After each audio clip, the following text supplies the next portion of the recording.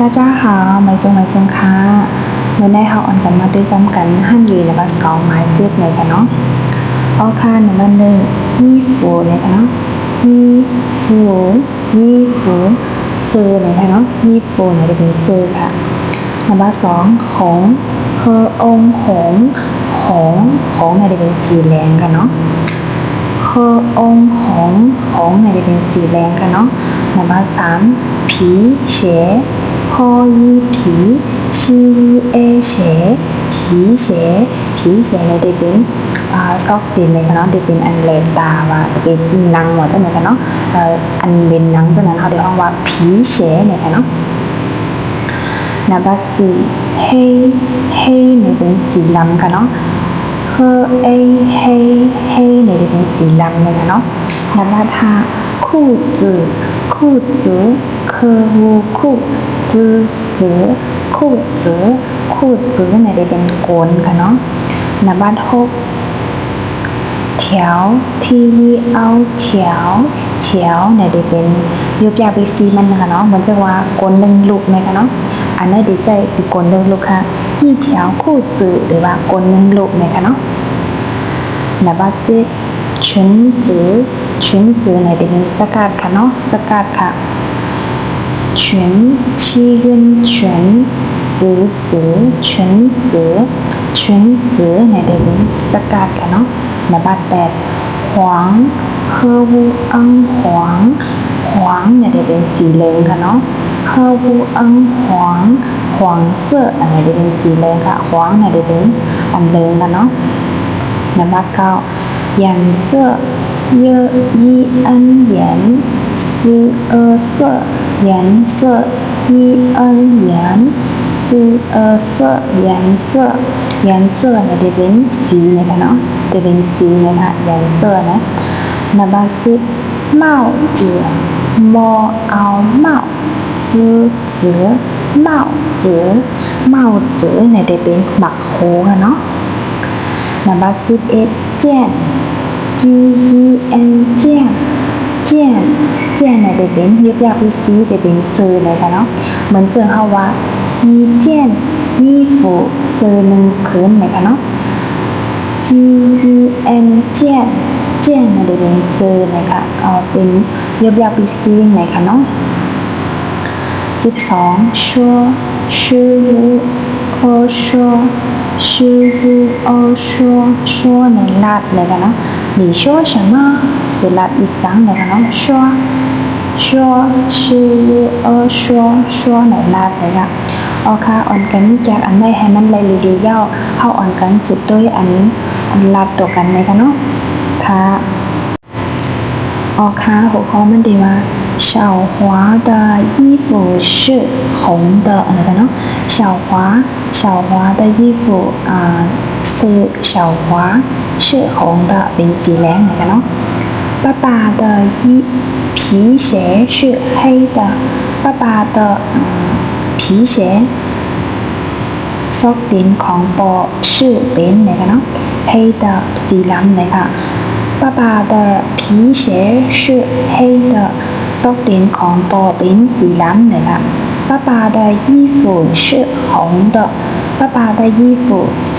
ปอเนี่ยค่ะเนาะ是红的เป็นสีแดงเลยค่ะ爸爸的衣服是红的是ปอเป็นสีแดงเลยค่ะ爸爸的裤子是蓝的เนี่ยจะเป็นสีฟ้าเนี่ยค่ะเนาะจะเป็นสีส้มค่ะเนาะ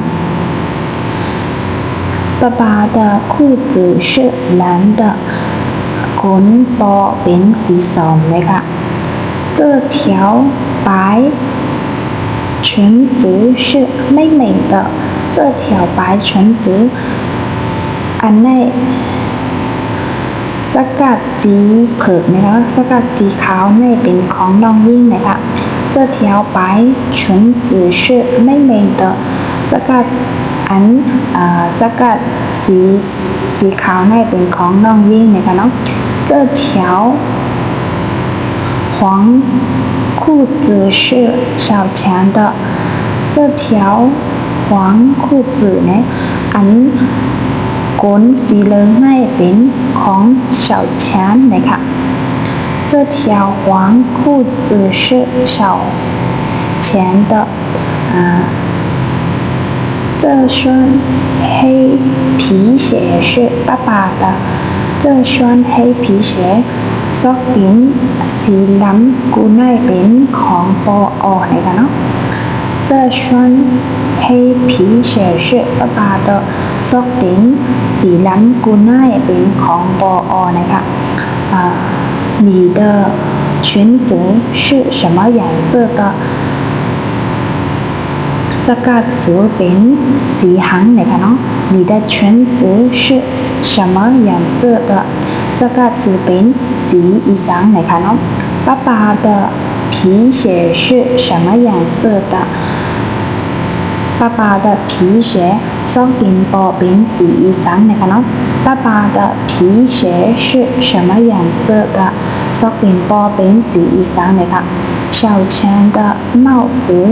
是什么颜色的小钱หมาโค小钱เป็นสีอีสานนะคะเนาะ小钱的帽子是什么颜色的โอเคเขาอ่านกันโดยจำกันสาขานั้นจำกันเลยค่ะเนาะหัวข้อมันดีว่า小华的衣服是红的นะคะเนาะเสื้อ小华จะเป็นสีแดงนะคะไม่เมย์เว่ยเฉาหวาไม่เมย์น้องยิ่งเนี่ยน้องเว่ยเนี่ยถามเลยค่ะเฉาหวาน้องยิ่งถามเฉาหวาเนี่ยค่ะเนาะก็คือปีไอเนี่ยค่ะเนาะปีใจเนี่ยค่ะเนาะก็คือเนี่ยปีไอเนี่ยปีใจเนี่ยค่ะเนาะ这件白衣服是你的吗这件白衣服ที่อันเสื้อสีขาวในนะคะเนาะเสื้อสีขาวในชื่อหรือ的吗ของปีใจห้านะคะเนาะ这件白衣服是你的吗小华说小华ขึ้นมาว่า不是我的อ่ำใจของเขานะคะอ่ำใจของเขานะคะเนาะ不是我的อ่ำใจของเขานะคะมันได้ขึ้นตอบว่าใช่ไหมคะ是小明的ของ小明นะคะเนาะของ小明นะคะ那件是我的พื้นนั่นเป็นของเก่าเนี่ยเนาะมันเดินขึ้นมาพื้นนั่นเป็นของปีนะคะ我的衣服是红的เสื้อปีเป็นสีแดงนะคะเนาะ那件是我的衣服是红的โอเคอ่านด้วยกันมาแทนคลองหนึ่งค่ะเนาะ妹妹问小华哥哥这件白衣服是你的吗小华说不是我的是小明的那件是我的衣服是红的ใครรู้อีกสั่งไหนก็ถามมาเลยอยู่ค่ะเนาะถามคอมเมนต์มาเลยค่ะอย่าลืมกดไลค์กดแชร์ subscribe กันพองเลยค่ะเนาะมีจมยาวค่ะ大家再见